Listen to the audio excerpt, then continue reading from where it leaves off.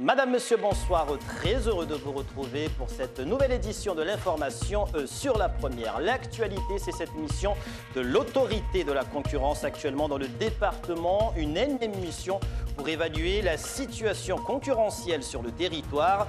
Cette mission a-t-elle des solutions pour favoriser le marché de la concurrence à Mayotte?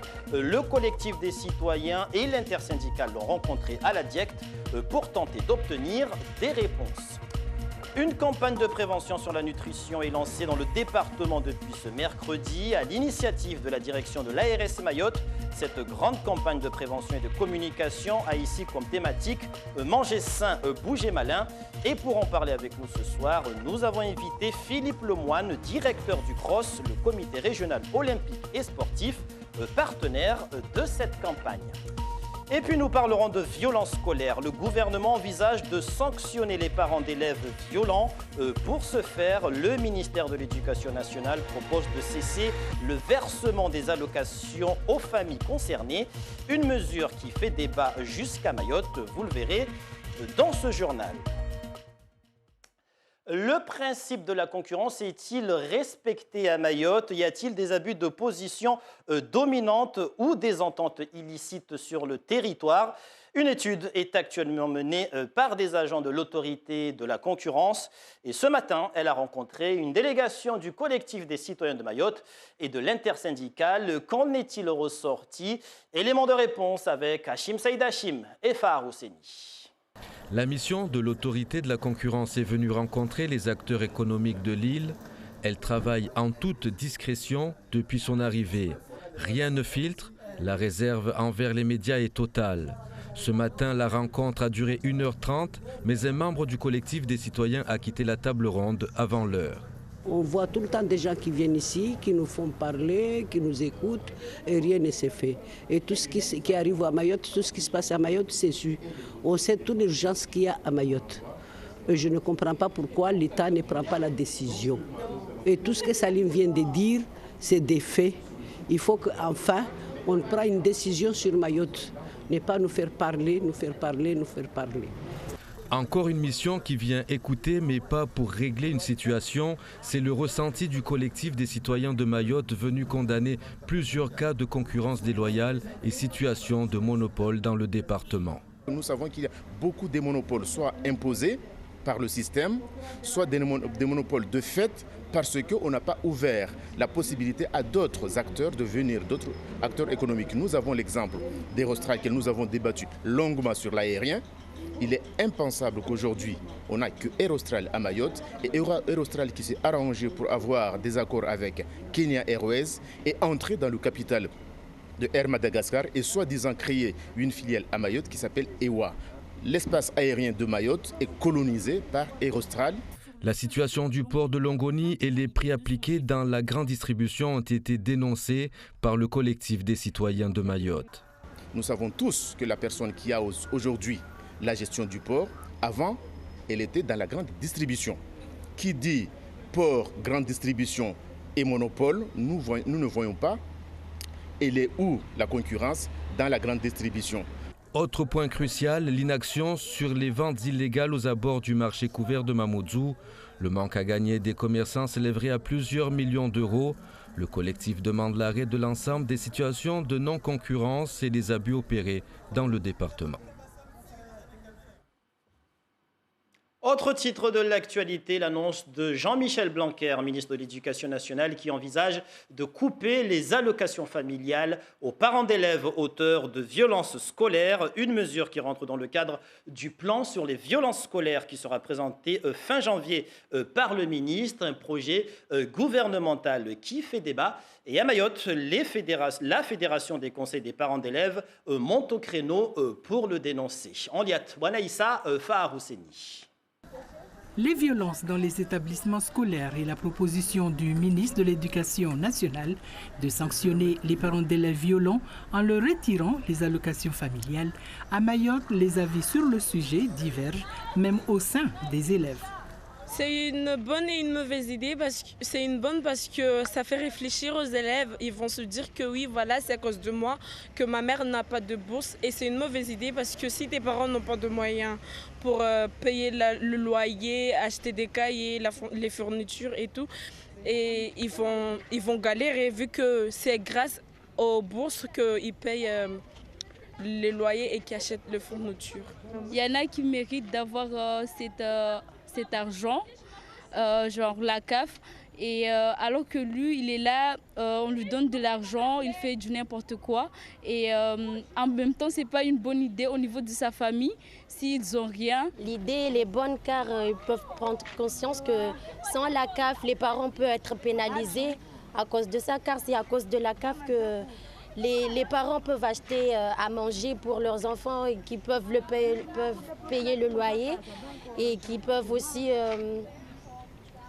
payer les fournitures et tout. Couper les allocations familiales pour lutter contre les violences en milieu scolaire, ça n'est pas la solution, dit la Fédération des conseils des parents d'élèves pour qui la prévention doit primer. S'il y a de la violence à l'intérieur, aux abords des établissements, c'est parce que aussi il manque de moyens humains. Il n'y a pas assez d'adultes pour encadrer les enfants. Pourquoi pas ne pas dire dans des classes difficiles, mettre 2 adultes dans une salle de classe. Pourquoi dans des établissements plus difficiles aussi, ne pas mettre plus d'adultes pour surveiller les élèves. Quand on va aussi sur le terrain, les parents de ces élèves-là, ça va être les parents d'élèves qui sont plus en difficulté sociale. Donc pour ces parents-là, pourquoi ne pas proposer d'abord un accompagnement à la parentalité, c'est-à-dire une prévention avant d'aller sanctionner tout de suite, supprimer les allocations familiales. Ce plan sur les violences scolaires sera présenté à la fin de ce mois de janvier au gouvernement. La FCPE n'a pas encore baissé les bras. C'est beaucoup trop sévère. Après, les textes de loi sont là dans le cadre de la protection de l'enfance, parce que là, qu'est-ce qu'il dit là? Sanctionner, parce qu'à aucun moment, il ne parle de la protection de l'enfance. Si l'enfant est violent, c'est parce que peut-être aussi c'est son milieu familial qui est vulnérable, qui ne va pas. Donc, la loi dans le cadre de la protection de l'enfance est facile. Le juge est là pour placer l'enfant si on sent que l'enfant est en danger. Les parents sont certes exigeants vis-à-vis de l'école, mais l'école aussi, via l'éducation nationale, doit pouvoir être exigeante vis-à-vis des parents. Si cette proposition du ministre de l'Éducation nationale est adoptée, atténuera-t-elle pour autant ces violences? La FCPE, même si elle n'approuve pas, attend voir. Et on en vient au lancement de cette grande campagne de communication et de prévention sur la nutrition à Mayotte. L'objectif est d'encourager une alimentation saine avec des modes alimentaires non nocifs pour le corps humain, mais aussi de favoriser des activités physiques régulières dans une île où les indicateurs de santé, notamment en matière d'obésité et de maladies cardiovasculaires, sont de plus en plus inquiétants. Et avant d'en parler avec notre invité, je vous propose de découvrir ce reportage. Il est signé Hakim Ali Saïd et Youssouf Ahmed Matouar. Au fourneau, dans ce petit restaurant de Majicavo, Noufat prépare chaque jour les mêmes plats. Son patron Siaka a clairement identifié les menus qui marchent, les plats les plus prisés, ceux qui coûtent le moins cher à confectionner. Tous les jours. On prépare chaque jour des ailes de poulet, on prépare du kangué, de la viande bouillie, on fait des brochettes de viande et en accompagnement, on fait du riz.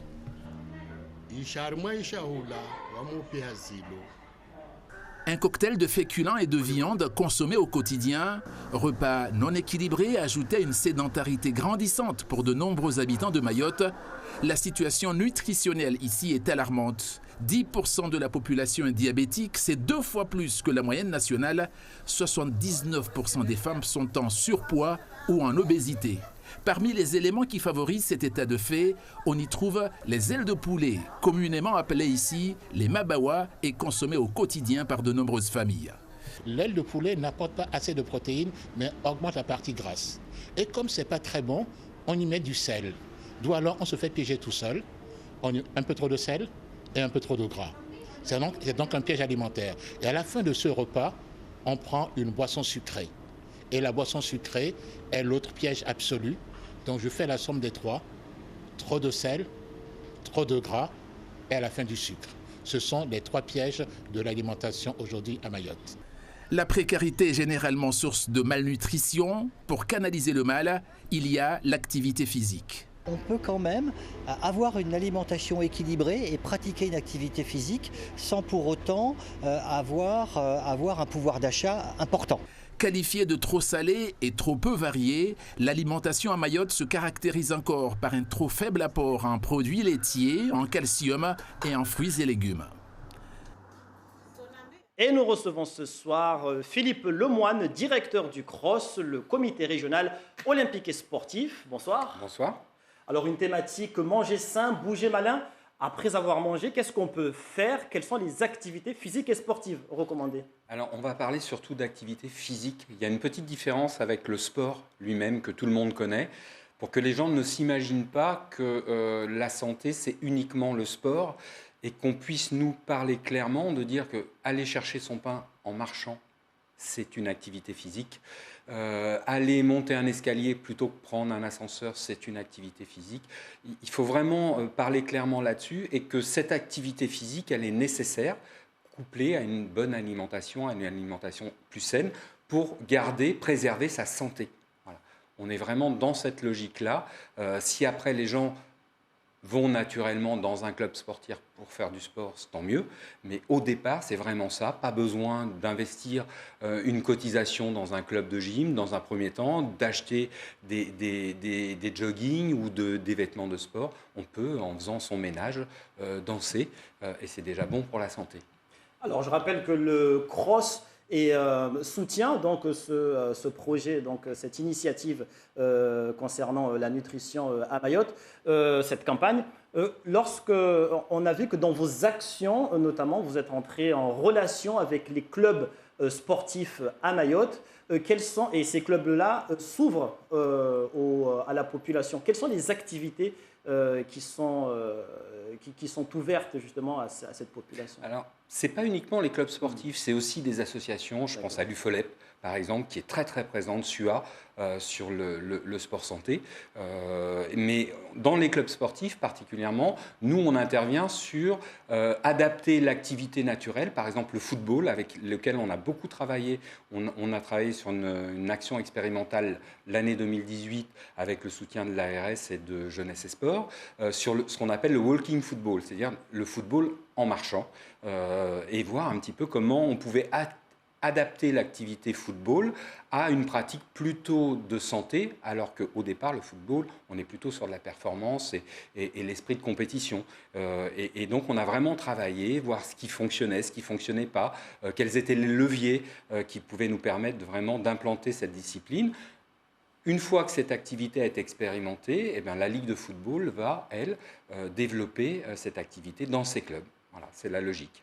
Et quelles sont les meilleures activités physiques recommandées justement pour entretenir sa forme? Alors, il n'y a pas de meilleures activités parce qu'en fonction d'un individu, d'une personne, il préfère faire plutôt tel type d'activité ou une autre activité. Il y a surtout des intensités d'activité. À quelle intensité on pratique? Quand on est dans le sport santé, il faut que l'intensité soit soutenue, mais pas trop violente. On parle de douceur, ça c'est quelque chose. Il y a la fréquence de l'activité. Le faire un petit peu tous les jours, c'est mieux que de le faire beaucoup une fois par semaine. Voilà, c'est plutôt de la fréquence et la régularité de l'activité qui va faire qu'on va pouvoir avoir un lien sur sa santé. Toute dernière question, rapidement, les risques encourus en cas de non-pratique d'activité physique? En fait, toutes les études scientifiques le montrent aujourd'hui. Les publics qu'on appelle sédentaires, c'est-à-dire les 50% de Français qui sont considérés comme sédentaires, qui ne font pas assez d'activité physique tous les jours, c'est plus de diabète, plus de maladies cardiovasculaires, plus de cancers. Il y a certains cancers qui sont vraiment beaucoup moins importants avec de la pratique d'activité physique. Voilà, c'est toutes ces maladies, ce qu'on appelle les affections de longue durée, qui sont moins importantes pour des publics qui mangent sainement et qui pratiquent une activité. Et les proportions sont vraiment importantes, hein. Philippe Lemoine, merci d'avoir accepté de répondre à nos questions. Merci. Dans l'actualité également, la signature d'une convention aujourd'hui entre la mairie d'Aqua et l'EPFAM, l'établissement public foncier d'aménagement, une convention qui fait suite à l'aménagement des fronts de mer de la commune ainsi que du quartier Marouvat. Il s'agit ici d'une convention préopérationnelle qui vise l'étude de 3 projets, les fronts de mer ravagés par le cyclone Hélène en 2014, un projet de logement ainsi qu'un centre culturel. Je vous propose à ce propos d'écouter le maire d'Aqua et le directeur général de l'EPFAM. Ils sont au micro d'Henriette Wanaïssa et Géraldine Lui. Tout est parti avec Hélène. Donc Hélène nous a quand même permis de voir pas mal de choses par rapport à cette zone-là. Donc c'est une zone qui est quand même habitée. Et on a toujours essayé de l'aménager, mais pas avec de vraies études. Donc maintenant, on s'est dit qu'il faudrait faire des études sérieuses et dégager la vraie problématique pour pouvoir les accompagner d'une manière sereine et puis d'une manière sérieuse. On s'appuiera aussi sur la population parce que l'objectif, c'est quand on fait de l'aménagement, on ne le fait pas pour se faire plaisir, on le fait aussi pour répondre aux attentes d'une population et s'associer à cette population dès le démarrage de cette réflexion pour qu'on puisse déterminer avec eux donc, les besoins et valider les orientations du projet. Nous vous l'annoncions dans notre édition d'hier, le grand débat national initié par le président de la République, Emmanuel Macron, a démarré officiellement ce mardi. Un grand débat national sur 4 thèmes qui couvrent des grands enjeux de la nation, la fiscalité et les dépenses publiques, l'organisation de l'État et des services publics, la transition écologique, la démocratie et la citoyenneté. Depuis quelques semaines, les maires de France ont ouvert leurs mairies pour que les citoyens puissent commencer à exprimer leurs attentes. Le pays va désormais entrer dans une phase plus ample et lancer sur l'ensemble du territoire des débats locaux afin qu'un grand dialogue national s'engage entre tous et que chaque citoyen puisse y contribuer. Miss Baudine Bakar nous a rejoint sur ce plateau pour plus d'éclairage sur ce grand débat national. Bonsoir Miss Ba. Bonsoir Papineau. Alors, ce grand débat a été lancé officiellement ce lundi, mais c'est bien aujourd'hui, ce matin, qu'il a bel et bien été lancé officiellement. Oui, Papineau, la plateforme du grand débat national est ouverte et vous pouvez désormais, dès aujourd'hui, y contribuer, soit en ligne, soit en participant à une réunion près de chez vous. Des stands de proximité seront installés dans les lieux de passage au quotidien ou en organisant votre propre réunion locale. Pour cela, un kit méthodologique vous sera mis à votre disposition et on vous propose de référencer votre débat dans la plateforme en ligne ou par téléphone au niveau de l'Outre-mer. On va voir le numéro vert qui va s'afficher dans l'écran. C'est le 01 82 71 03 39 pour l'Outre-mer, c'est-à-dire pour référencer votre réunion locale. Donc n'importe qui peut participer au débat. En clair, Papineau, vous, moi, on peut organiser notre propre débat et être le modérateur de ce débat. Mais attention, il faut tout de même respecter la charte du grand débat.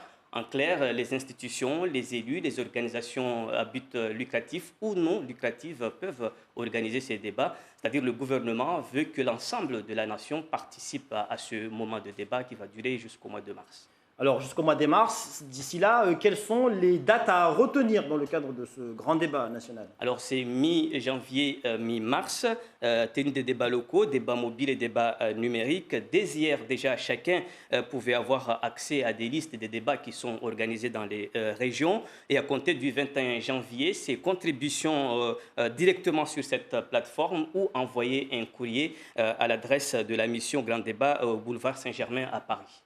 Mais il apparaît comme s'il y aurait, on pourrait croire qu'il y aurait comme un flottement, on dirait qu'il y aurait comme un flottement dans l'organisation. Comment y voir plus clair?